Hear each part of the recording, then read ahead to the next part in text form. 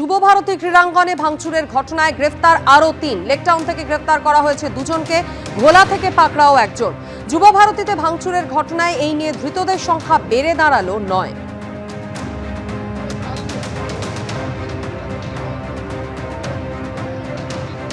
যুবভারতীতে ভাঙচুরের ঘটনাতে গ্রেফতারির সংখ্যা বেড়ে দাঁড়ালো আরও ৩, অর্থাৎ মোট এখনো পর্যন্ত এই ঘটনাতে ৯ জনকে গ্রেফতার করা হয়েছে।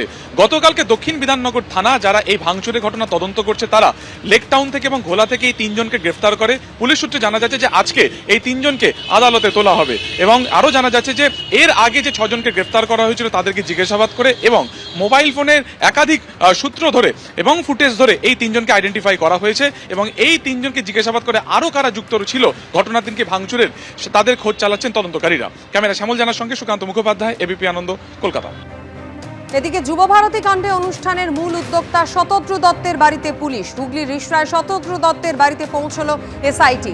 শতদ্রু দত্তের সংস্থার অ্যাকাউন্ট এবং ইভেন্ট সংক্রান্ত নথি খতিয়ে দেখতে চায় তদন্তকারী আধিকারিকরা। বহরমপুরে আদিবাসী মহিলাকে আটকে রেখে গণধর্ষণের অভিযোগ। ঘটনায় গ্রেফতার ২ ধৃতদের নাম ইমামুল শেখ এবং রাজিবুল শেখ। ইমামুল শেখ স্থানীয় পঞ্চায়েত সদস্য। স্টেশন সংলগ্ন এলাকা থেকে নির্যাতিতাকে তুলে নিয়ে যায় অভিযুক্তরা।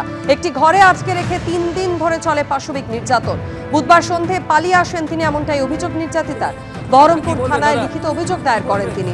ধৃত ইমামুল শেখ নির্দল হিসেবে জিতলেও পরে তৃণমূলে যোগ দেয়, দাবি স্থানীয় বাসিন্দাদের। স্থানীয়দের দাবি অস্বীকার করেছে তৃণমূল কংগ্রেস।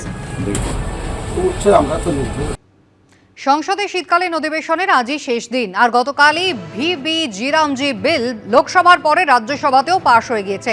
১০০ দিনের কাজের প্রকল্পের নতুন নাম হচ্ছে ভিবি-জি রামজি বিল। সংসদে পাশ হয়ে গিয়েছে বিল। বিরোধীদের স্লোগান বিক্ষোভের মধ্যেই এই বিল পাশ হয়ে গিয়েছে। আর কাল রাতভর বিক্ষোভ দেখান তৃণমূল সাংসদরা। গতকাল রাত ১২টা থেকে আজ বেলা ১২টা পর্যন্ত বিক্ষোভ কর্মসূচি তৃণমূল কংগ্রেসের।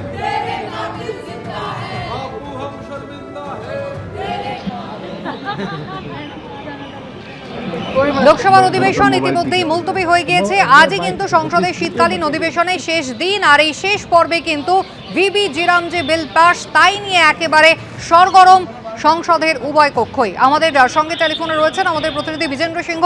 বিজেন্দ্র, তৃণমূল কংগ্রেসের সাংসদরা গতকাল রাতভর এই প্রবল ঠান্ডায় তারা বিক্ষোভ দেখিয়েছেন আজ বেলা ১২টা পর্যন্ত, অর্থাৎ এখনো কি বিক্ষোভ চলছে? এখনো বিক্ষোভ চলছে এবং লোকসভার সাংসদরাও তাদেরকে এখন যোগ দিয়েছেন এই ধর্নায়। রাতভর রাজ্যসভার সাংসদরা ছিলেন।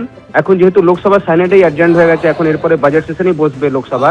আজকে শেষ হয়ে গেল উইন্টার সেশন লোকসভার, এবং এখন লোকসভার সাংসদরাও রাজ্যসভার সাংসদের পাশে এসে তারা স্লোগান দিচ্ছেন এবং মহাত্মা গান্ধীর নাম কেন বাদ দেওয়া হয়েছে সেসব কথা বলছেন। তাদের হাতে পোস্টার রয়েছে, যেটা গতকাল থেকে দেখি তাদের হাতে রবীন্দ্রনাথ টেগোরের ছবি রয়েছে, তাদের হাতে মহাত্মা গান্ধীর ছবি রয়েছে, এবং এই নিয়েই তাদের ধর্ণা এখনো চলছে। ১২টা অবধি ধর্ণা চলার কথা রয়েছে।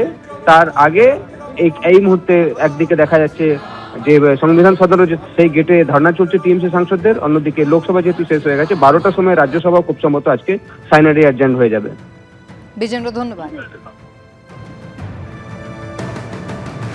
শীতকালীন অধিবেশনের আজই শেষ দিন, আর ইতিমধ্যেই কিন্তু আপনারা দেখতে পাচ্ছেন যে মনরেগার সরিয়ে দিয়ে নাম বদলে দিয়ে ইতিমধ্যেই ভিবি-জি রামজি নতুন যে বিল তা গতকাল লোকসভার পর রাজ্যসভাতেও কিন্তু কেন্দ্র পাশ করিয়ে নিয়েছে। আর তারই বিরোধিতায় তৃণমূল সাংসদরা তারা রাতভর অবস্থান করেছেন। বিরোধী সাংসদরা তারাও কিন্তু যোগ দিয়েছেন আজ।